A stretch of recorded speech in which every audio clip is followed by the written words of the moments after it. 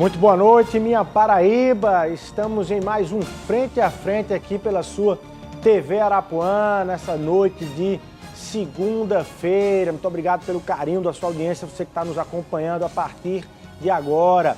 O nosso convidado de hoje está no 4º mandato de deputado federal, é líder da bancada dos democratas lá na Câmara Federal e também coordenador da bancada federal paraibana. Eu estou falando do deputado Efraim Filho, que está aqui conosco e que está colocando o nome dele para a disputa ao Senado da República nas eleições de 2022. O que é que o deputado está querendo deixar a Câmara Federal e para o Senado Federal? O que é que ele fez para Paraíba para poder colocar o nome para disputar uma vaga no Senado Federal? E além do que, como é que ele está vendo todas as movimentações que vêm lá de Brasília, no olho do furacão, aqui nessa disputa e nesse conflito político no Brasil. Tudo isso a partir de agora, no Frente a Frente, está no ar.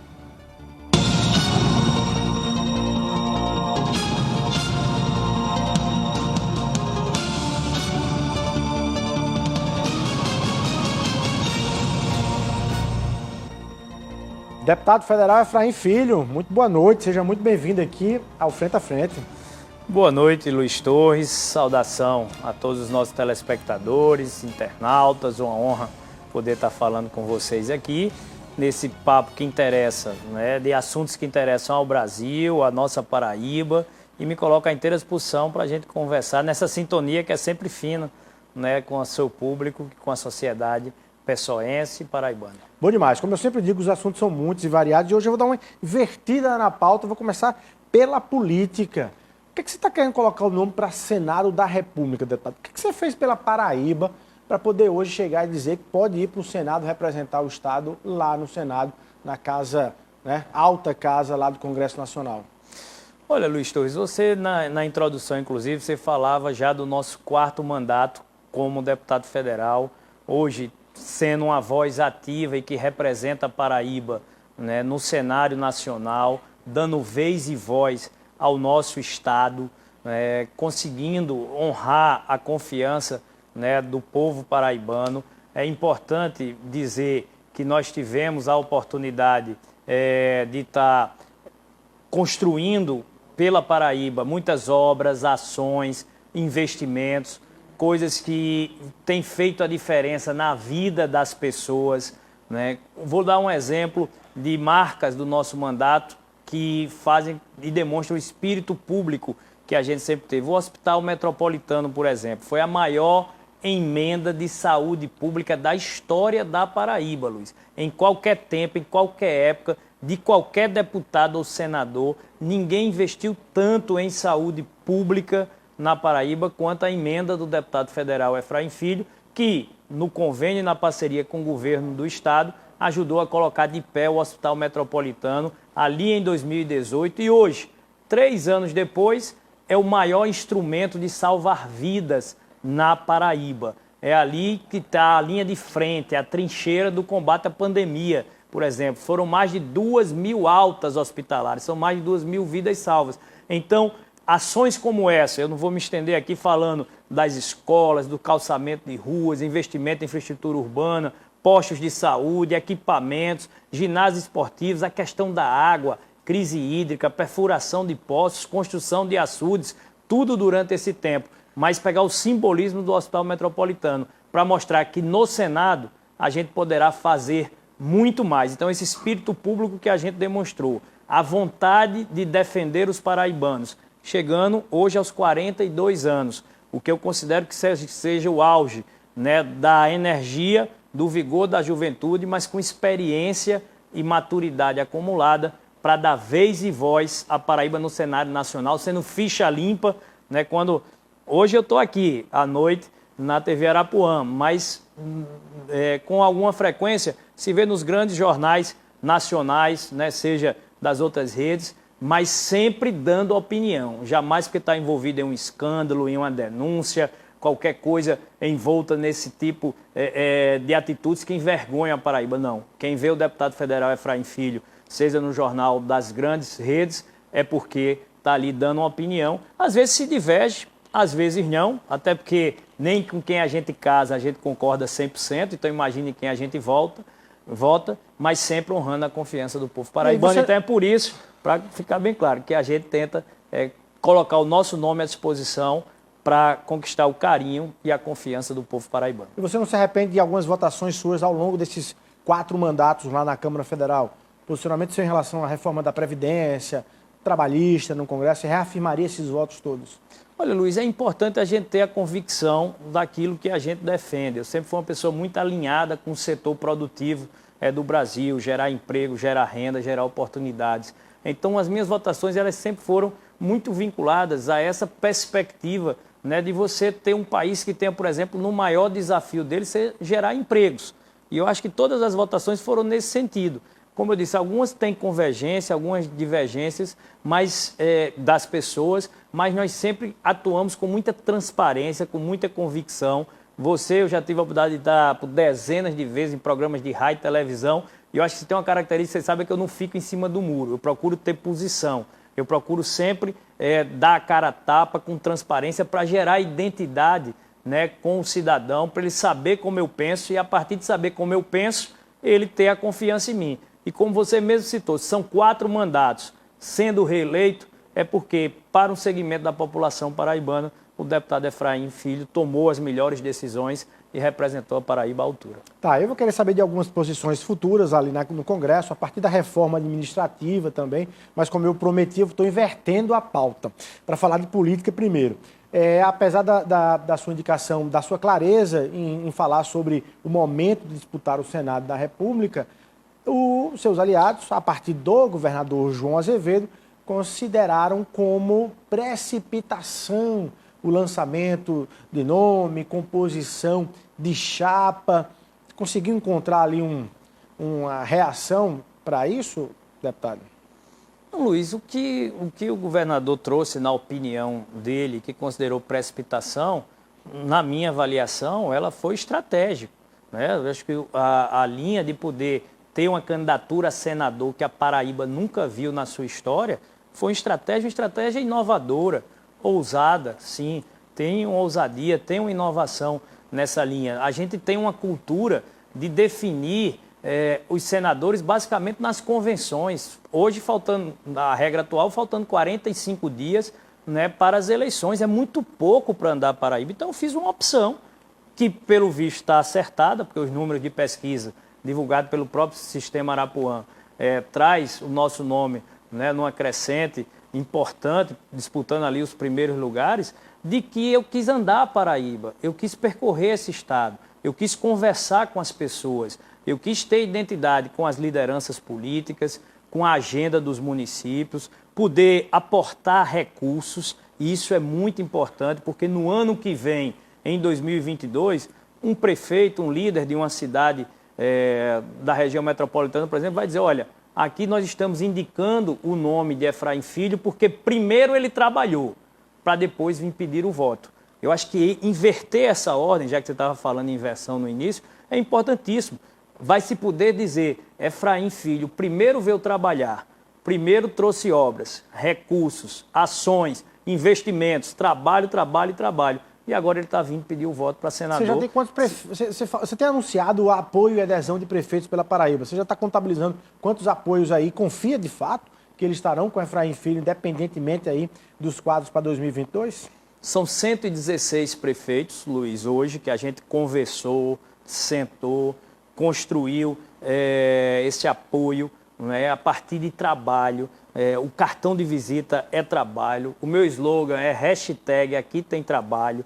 Né? Ou seja, essa será a nossa marca, será a nossa linha que a gente tem para apresentar. Eu citei no início da nossa entrevista o Hospital Metropolitano, foram 20 milhões de reais, a maior emenda. É só uma simbologia de tudo que a gente fez. Essa construção, e aí até aproveitando para concluir a sua pergunta anterior, ela foi feita em consenso com o governador João Azevedo. O governador João Azevedo foi a segunda pessoa a ser comunicada, né, da intenção de disputar o Senado, porque a primeira foi Efraim Moraes, tá certo, meu pai. Então, chegando junto com ele, meu conselheiro, chegamos à definição que era importante, era um momento, era chegada a hora, e a segunda pessoa com o governador, aproximadamente dia 25 de fevereiro, na reunião da bancada da Paraíba, que eu sou o coordenador para a definição dos investimentos do Orçamento Geral. Tive com o governador, no outro dia pela manhã, pedi essa conversa, num café da manhã com Deusdedito Queiroga e Ronaldo Guerra de testemunhas, no hotel em Brasília, e comuniquei: governador, quero lhe dar comunicado que a minha pretensão é disputar o Senado Federal. O governador, com muita cortesia e fidalguia, como da índole dele, disse: Efraim, você é o primeiro que me procurou, ninguém do grupo ainda tinha procurado, eu não posso, logicamente, declarar apoio a essa iniciativa, porque existem outros que podem querer, mas vá seguir o seu caminho, vá andar a Paraíba, vá construir apoios, para que no momento que eu for decidir, você está forte no momento da decisão. E é isso que eu fiz. Nós não estamos em campanha, Luiz Torres, nós estamos em articulação política. E na política, a articulação ela tem de ser permanente. É diálogo, é conversa, é construção comum. O perfil que a gente tem de ser acessível, de ser confiável, de ter uma palavra que é dito e feito. Aquilo que a gente assume de compromisso, a gente cumpre. É por isso que a gente está indo pela terceira vez para coordenador da bancada federal, numa tradição que era do rodízio. Então, isso é a capacidade de aglutinar. Então, o governador tem conhecimento. Você não fez nada por debaixo dos panos, não foi nada de forma sem a conversa com o governador, você está dizendo isso? Perfeitamente, transparente e também, o que é muito importante, sem usar o nome do governo. Não tem um prefeito ou uma liderança que diga que eu cheguei lá dizendo: eu sou o candidato do governador. Jamais usei isso, até porque em nenhum momento tive autorização para fazê-lo, e na mesma correção que o governador teve comigo, eu também tive de volta. Então, essa construção, ela dependeu da construção com o meu nome, né, da construção que tivemos. E acho que isso é importante, porque eu sei que o governador, e é natural, tem outros pretendentes. A política, ela é a disputa por espaço, é natural. Aguinaldo Ribeiro, Adriano Galdino chegou a se falar um tempo, né, que seria uma opção, outros nomes que foram levantados, é natural que possam querer vir. Agora, eu estou disputando e lutando pelo meu espaço, né? Eu estou construindo as minhas estratégias. Deputado, e aí, falando aqui no frente a frente, e se não der certo com o governador João Azevedo, o que é que você vai fazer? A minha briga tem sido para ser candidato dentro do grupo que eu pertenço, Luiz. Eu tenho hoje, eu pertenço ao arco de alianças da base do governo, tenho construído para isso, tenho colocado o meu nome, considero hoje que é o nome que, dentro das pesquisas, tem se apresentado como o melhor nome, pesquisa publicada pela própria... Daqui a pouco eu vou trazer atrás os números. Pela própria Arapuã. É o nome que tem o maior apoio da base, são 116 prefeitos, senador veneziano, senadora Nilda Gondim, são 2 senadores, o presidente da Assembleia, Adriano Galdino, outros deputados estaduais que já têm manifestado publicamente essa opção, deputado Ricardo Barbosa, deputado Tassiano Diniz, deputado Júnior Araújo, deputado Doda de Tião, deputado Buba Germano, deputado Doutor Érico, para citar alguns dos que são da base do governo. Então, a gente tem construído. Mas vou chegar lá, haverá um momento do governador decidir, que aí cabe a ele fazer essa condução. E pela conjuntura pode ser que você derrape na curva aí. Vamos lá, vai chegar o momento dele decidir, e ele vai tomar uma decisão. Não sei se é agora, não sei se é no final do ano, não sei se é em 2022, porque essa condução cabe ao governador. E aí me permita fazer um parênteses dentro desse contexto, para não passar essa oportunidade. Em nenhum momento houve pressão para definição de chapas agora. Essa pressão não é minha. Jamais pedi ao governador que declarasse chapa hoje, ontem ou antes de ontem. Você espera até quando? Se houve pressão, é do outro lado. Porque aí sim, tem rumores que diz que o outro lado só quer ir andar a Paraíba se o governador declarar que fulano de tal é candidato a senador do governo. O outro lado é quem? Seria o deputado Aguinaldo Ribeiro? Ou outro pretendente qualquer. Eu sei que pressão da minha parte não existe. O governador ele pode definir isso até na convenção do ano que vem. Você espera até a convenção? Até a convenção do ano que vem. Agora, eu estarei articulando a minha campanha ao Senado. A minha pré-campanha ao Senado. Eu estarei articulando porque eu tenho que chegar forte até o momento da decisão. E é assim que eu irei caminhar. Pressão para a divulgação de chapa, zero. E fica difícil até, você usou uma expressão esses dias numa entrevista, fica até difícil você falar, foguete não dá marcha ré. Ficaria difícil até de você esperando até a convenção, mudar aí esse projeto de candidatura ao Senado. É engraçado, esse tema ganhou a Paraíba. Eu tive agora recentemente em São Bento, Barra de São Miguel, Sobrado, só esse final de semana, identificando um pouco por onde a gente andou. Foi um encontro com mais de 11 prefeitos, só nesse final de semana, com liderança. E o foguete não dá ré é a frase mais repercutida, mais repetida, porque ela mostra decisão, ela mostra convicção. É você ir atrás do que você quer, sabe? Quando você acredita nos seus sonhos, você defende com mais convicção, você convence as pessoas a estarem ao seu lado, e eu acho que isso repercutiu. Eu fico até arrepiado aqui, ó, falando, porque a gente tem conversado muito com as pessoas. Então, quando eu digo foguete não dá ré, que meu projeto, a minha definição é essa, de achar que eu posso fazer ainda mais pela Paraíba no Senado, com o espírito público que a gente tem demonstrado já pelas obras e ações que a gente tem trazido na Paraíba. Então, quando eu digo foguete não dá ré, é isso, é que esse é o projeto e eu estou articulando, articulando para construir os apoios que serão necessários. Então, na hora do governador decidir, logicamente, qual é o meu pensamento? Se ele pega hoje, como tem na pesquisa, um nome que está com 25%, o outro que tiver com 10%, minha visão é que, naturalmente, o governador irá escolher aquele que agrega mais a chapa. É difícil a roda grande entrar dentro da roda pequena. Então, o meu trabalho é para estar liderando as pesquisas e ser o nome que agregaria mais a uma chapa. Logicamente, e aí nessa pergunta da política, que eu acho que é importante que você está querendo pegar, se lá na frente o nome que for escolhido for um nome que esteja à minha frente nas pesquisas, que agregue mais do que eu terei a total humildade de reconhecer e procurar o meu projeto de reeleição, se fosse o caso. Mas eu estando na frente nas pesquisas, eu sendo o nome que agrego mais, hoje, podendo caminhar, que vai ser um tema aí para uma fusão que seja o partido que mais traga tempo de televisão, estrutura partidária, não vejo motivos para que tenha outra escolha que não aquela que mais agregue, do ponto de vista político, a uma eventual chapa de reeleição do governador João Azevedo. Você fazendo essa fala aí, inclusive a revelação de que não faz pressão alguma, que espera até a convenção, inclusive, a partir dessa construção, mas a coletiva que você deu com o presidente da Assembleia, Adriano Galdino, o senador veneziano Vital do Rego, ficou no ar uma cena de, pelo menos, de tentativa de formação de chapa ali naquele momento. A gente tem até as imagens aí, que ficou muito significativo e simbólico a imagem sua, ao lado do senador veneziano Vital do Rego e ao lado do deputado Adriano Galdino, está aí na mesa, né? Tem uma foto de vocês três até mais simbólica. Como é que vai caber, deputado? Aí é a questão de quem acompanha a política e não está conseguindo ainda montar essa chapa, digamos assim. Como é que vai caber Efraim Filho, a indicação de veneziano Vital do Rego, Adriano Galdino, Aguinaldo Ribeiro, que hoje está aí na aliança a partir de João Pessoa, com Cícero Lucena? Tem alguma fórmula que todos consigam caber no mesmo lugar junto com o governador João Azevedo? Você tem essa fórmula aí para revelar aqui no Frente a Frente?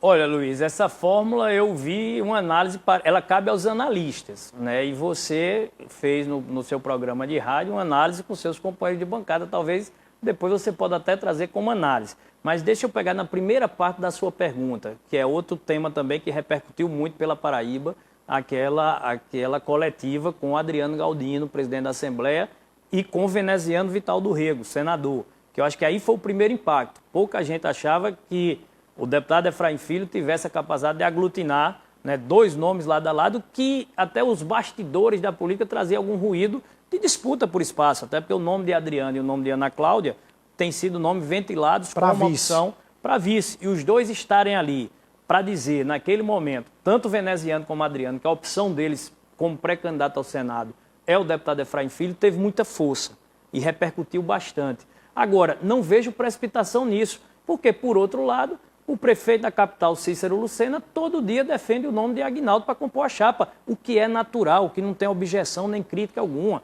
é do partido dele e ele faz. Então, como é que se pode ter precipitação só de um lado? Essa foi a crítica que muitas vezes as pessoas fizeram, as falas que vieram após.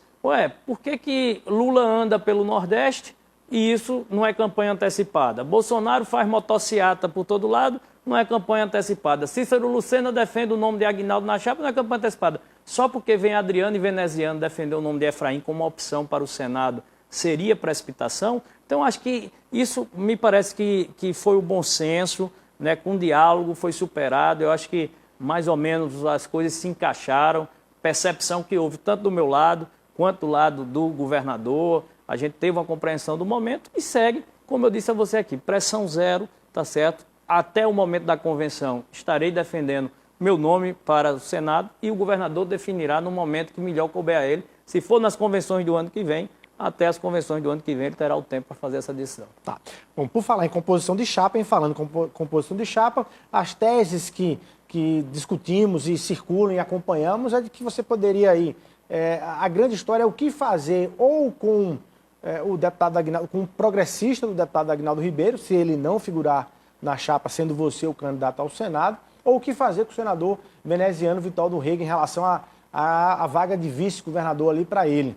As informações de que poderia haver uma composição com o Cícero Lucena, prefeito de João Pessoa, indicando o vice do governador João Azevedo e você conseguindo o grupo todo convencer o deputado Aguinaldo a lançar outros candidatos a deputados federais e você ceder parte da sua base de deputado federal e a composição conseguiria ali ser feita de uma forma em que tanto o veneziano pudesse estar contemplado quanto o próprio deputado Aguinaldo Ribeiro. É sonhar muito com isso, deputado? Olha, Luiz, esse é o papel que cabe primeiro aos analistas e você tem talento e competência para construir essa tese e que você trouxe aqui agora.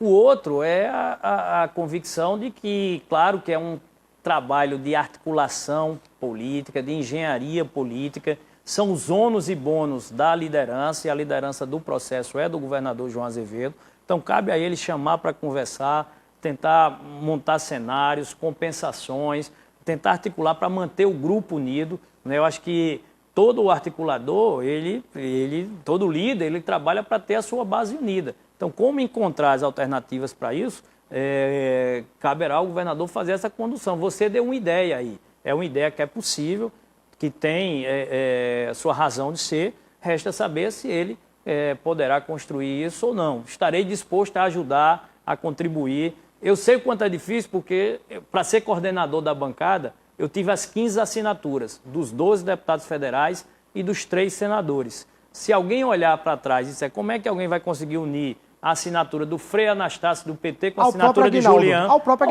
Aguinaldo Ribeiro e a senadora Daniela, que deram esse aval e essa convicção para que viesse a gente, porque a gente conversa. Então, é um trabalho de articulação, né? Eu consegui para coordenador da bancada, vamos tentar construir também para a formação da chapa para 2022. Tá, você mencionou algumas vezes a pesquisa Opinião, publicada aqui com exclusividade pelo Sistema Arapuã. Eu vou trazer os números para o Senado. Foi feita a pergunta espontânea, a pesquisa espontânea, e você foi o terceiro nome mais citado.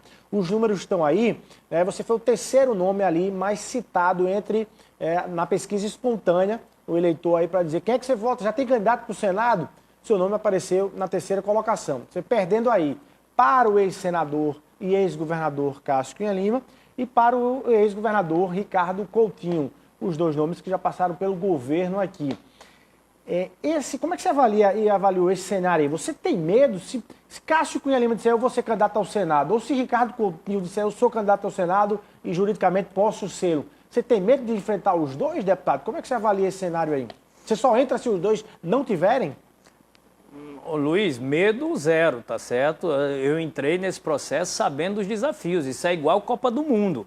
Você não dá para escolher adversário. Você tem que ter um projeto pela Paraíba, para a Paraíba. Meu mandato pertence à Paraíba, tenho trabalhado por ela e tenho essa ideia de querer conquistar o carinho e a confiança. Como você disse, oferecendo um projeto que traz o auge, né, da energia, da juventude aos 42 anos, mas com experiência e maturidade acumulada, dando vez e voz à Paraíba em grandes temas nacionais, né, e sempre pelo lado positivo, né, de ficha limpa, não pelo lado, muitas vezes, envolto em denúncias ou escândalos. Então é isso que a gente tem oferecido à Paraíba. Se tiver que enfrentar o ex-governador Cássio, o ex-governador Ricardo Coutinho, eu estarei pronto para isso. O Ricardo acabou de disputar uma eleição para prefeito em João Pessoa e ficou no 6º lugar. Então, eu acho que não existe nenhum mito, né, ou dogma, tá certo, que não possa ser ultrapassado aqui na Paraíba. O que eu tenho ouvido, né, e da própria boca do senador do ex-governador Cássio Cunha Lima é que ele não disputará a eleição. Você ouviu isso de Cássio? Teve com ele recentemente ouvi, e conversou sobre isso? Ouvi, conversei com ele, ouvi da boca dele o que ele diz de público, o que ele não diz no privado. Ele já disse em entrevista, já disse outras coisas, mas em conversa particular comigo em Brasília, ele disse que não é candidato agora, que não seria candidato agora em 2022. As coisas mudam, podem mudar, mas eu tenho que dar crédito à palavra dele, o que eu ouvi dele. E você foi conversar como pré-candidato ao Senado com ele? O Efraim Filho, pré-candidato ao Senado. Pré-candidato ao Senado, tá certo? Inclusive fazendo análise de pesquisas, você trouxe a da Arapuã. A da Arapuã, né, se você me traz entre os 3 primeiros e com o triplo, né, praticamente de citações, que o concorrente direto hoje colocado, que é Aguinaldo Ribeiro, já me coloca numa posição de destaque, de vantagem. A Arapuã, né, não apresentou a pesquisa estimulada, é natural, é estratégia, né, do veículo fazer as suas divulgações, publicações, mas existem outras pesquisas que chegaram a ser publicadas e aquelas de consumo interno que mostram que nós estamos ali realmente nesse patamar, numa posição realmente de vantagem. Se fosse dividir hoje em blocos, diria que você teria um primeiro bloco que traz Cássio, Ricardo e Efraim, tá certo? E um segundo bloco, e aí lá mais abaixo, que traria outros nomes que estão colocados, como Aguinaldo Ribeiro, Marcelo Queiroga, Bruno Roberto, entre outros nomes que têm se posicionado. Então eu tô convicto, eu vou para cima, tá entendendo? Eu acredito no meu sonho de defender a Paraíba e os paraibanos no Senado Federal, honrando uma história e tenho apresentado ela. Então não vou escolher adversário. Cássio disse que não é, Ricardo tem suas contas rejeitadas no Tribunal de Contas, né? Então o próprio PT hoje, né, segunda-feira, lançou um outro pré-candidato ao Senado, o presidente do PT, Charlton Machado, salvo engano, mostrando que até dentro lá do PT talvez já estejam pensando em alternativas. Então eu tenho que me preocupar com a minha, né? Efraim Filho, que aqui tem trabalho pela Paraíba e está posicionado para fazer suas escolhas. Irei até o fim. Tá aí. Só lembrando que a pesquisa da opinião foi realizada entre os dias 23 e 26 de agosto e ouviu 2.000 eleitores aqui no estado da Paraíba, sendo Cássio Cunha Lima mais citado, segundo Ricardo Coutinho, terceiro Efraim Filho, ficou com a pesquisa espontânea em função da dificuldade de se identificar ali nomes, por exemplo, até no estimulada, né? Se colocaria Cássio como estimulado, ele está dizendo que não é candidato ao Senado. Faz todo sentido. Mas aí, nacionalmente falando, Efraim Filho, para quem está acompanhando a gente, seja quem acompanha a política todos os dias ou quem acompanha esporadicamente, você vota em quem para presidente? Você é quem nessa disputa do Brasil hoje? Você é presidente Jair Bolsonaro ou não? Vou lhe dar um minutinho para responder, a gente vai rapidinho para o intervalo comercial e quem quiser ouvir essa resposta e outras que nós vamos fazer aqui e provocar do deputado federal Efraim Filho, que aguardando aí um minutinho a gente está de volta.